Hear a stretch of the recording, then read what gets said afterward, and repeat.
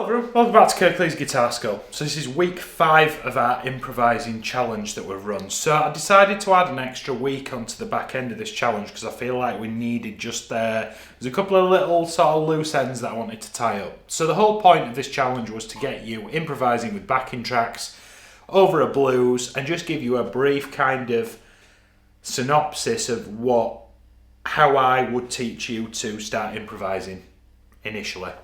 Now, over the past, thank you for everybody for your entries. You've done really, really well on the Facebook group, and I'm really, really pleased with the outcome and how much turnout we've had for it. Now, I need you all to understand that it doesn't stop here. The hole is far deeper than this, but I feel like stopping at this lesson today will give the layman a brief understanding of soloing and whether they want to scratch that itch a little bit further.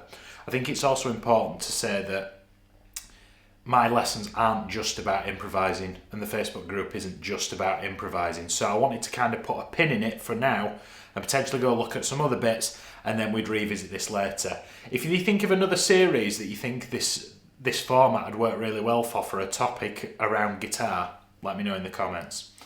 So to round this off, I want to talk about playing in other keys, because everything that we've done for the past 4 weeks has been in the key of A minor, which is great, but you will have so much fun over the next month just taking what you've learned from these 5 weeks and applying it to loads of different backing tracks on YouTube.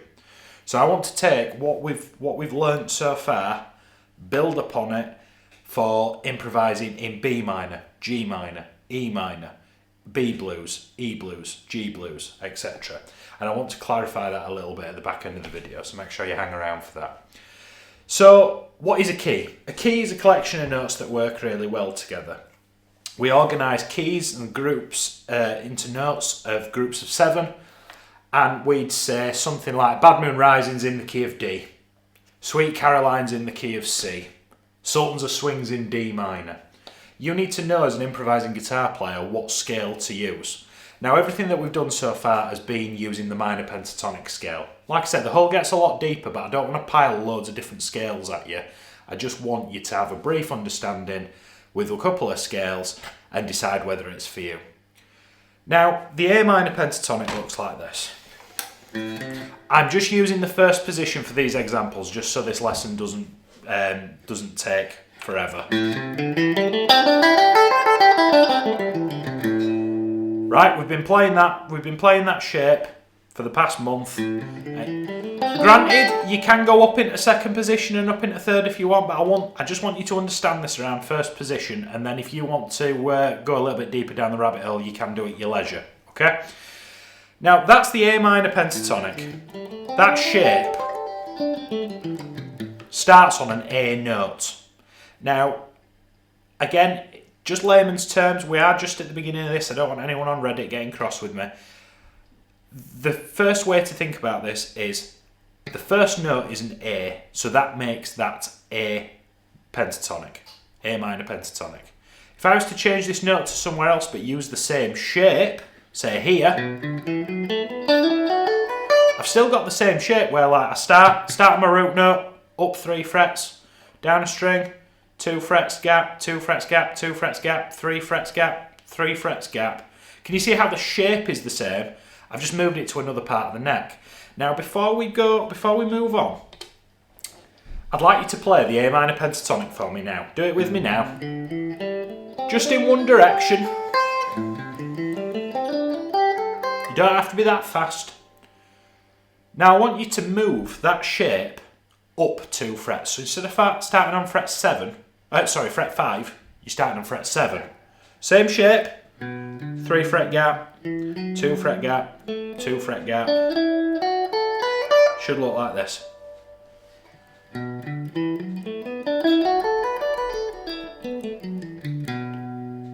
Well, that's in B minor pentatonic because this note here is a B. Now, how do I know that's a B? Well, included in the PDF that goes with this lesson, I've put this up. Now, all those notes are on the low E string. Notes on the low E string. So can you see fret 7 tells you it's a B. We were previously on fret 5, which is an A. If you were to play at fret number 10, it'd be D. So this is all hinged on where your your first note of this particular scale, it doesn't work for all scales, but just for now, like I say, we're in this teeny tiny little corner of a really, really big topic, okay, and it gets a lot deeper than this. But to start with, that first position of your either your natural minor or your minor pentatonic, that's the key, okay. So at fret 5, I've prepared a 12 bar.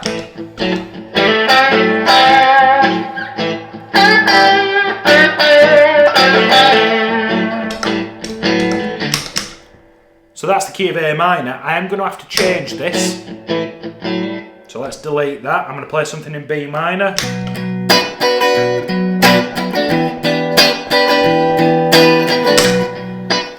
Right. I can't play A minor pentatonic over that, it'd sound gross.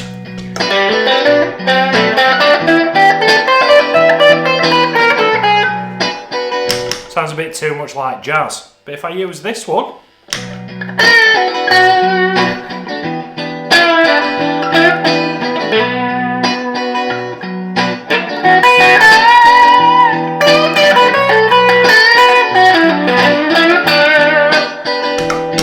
there's nothing in that hasn't been covered in the previous 4 weeks worth of lessons in this course. All I've done is I've just changed the key. Now, why is that important? Well, if you played everything in A minor, it'd start to sound pretty dull, to be honest. And also, I want you guys to have the freedom to be able to go onto YouTube and type blues backing track. And if there's a blues backing track you like the sound of and it's in the key of G, well, how do I play in G? Well, from what I said a couple of minutes ago, it makes a lot of sense that, right, we need to find where a G is. So I want you to print out the PDF. Let's have a look. Where does G sit?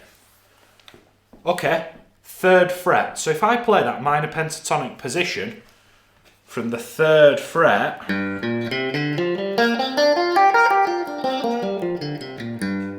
okay, the tab fairy,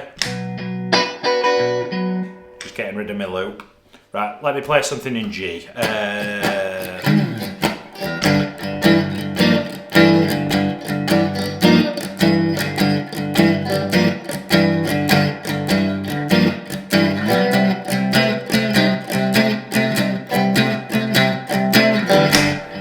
Right, let me play in G minor pentatonic.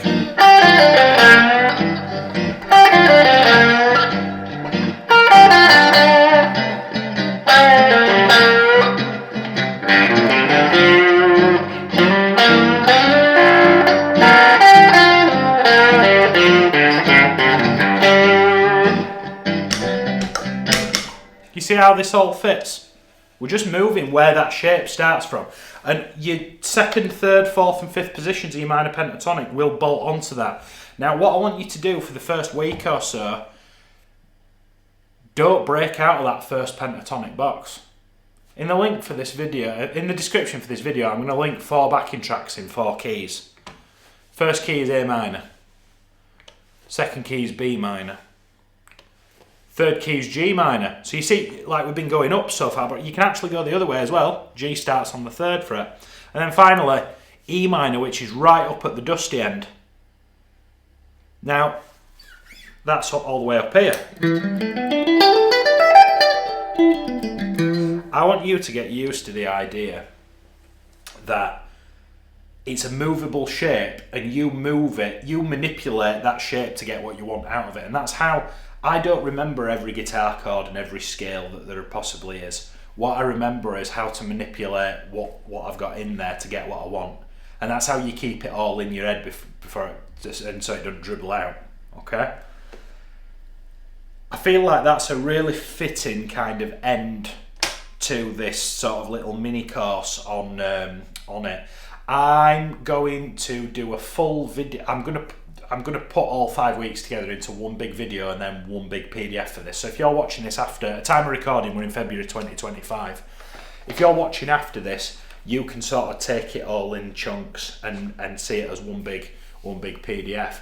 But I think as well, rather than sort of going week 6, week 7, etc., I think now's a good point to stop and just kind of spend a couple of weeks really nailing what we've talked about before we go again. So, thank you for joining me on this journey. It's been a lot of fun. Thank you for everybody for participating. Keep your eye out on the Facebook group because we are going to have a little chat about what's next. I'd like to cover another really niche topic of playing the guitar, and I'm not quite sure what that looks like yet, and I need some feedback from you guys as to what that is. So I will see you over there. Thank you so much for watching. I'll see you soon.